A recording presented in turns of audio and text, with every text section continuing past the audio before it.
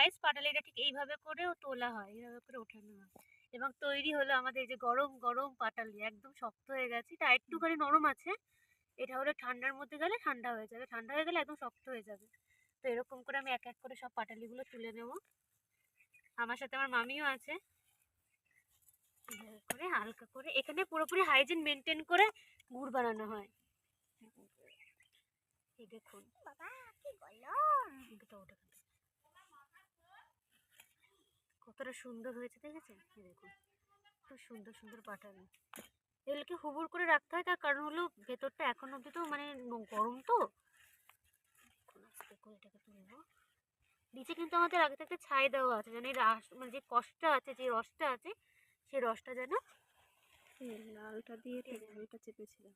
Video হচ্ছে মাংসের মধ্যে ছাই লেগে আছে। মা আচ্ছা দেখে যাবে চুলগুলো একটু। এবার তুলবো আমি সব থেকে বড় পাটালিটা। কতটা থালার মতো হয়েছে দেখুন। এই দেখুন কতটা বড় পাটালি, যা টেস্ট মুখে দিলে একদম গলে যাবে। জাস্ট আমি বলতে পারছি না, এতটা না নরম, এতটা সুন্দর হয়েছে। এটা আর এই পাটালিটার এরকম দুর্দশা হওয়ার একটা কারণ আছে।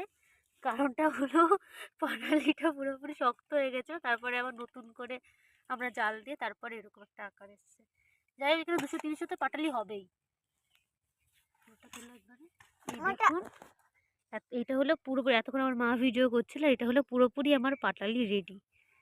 কতটা সুন্দর।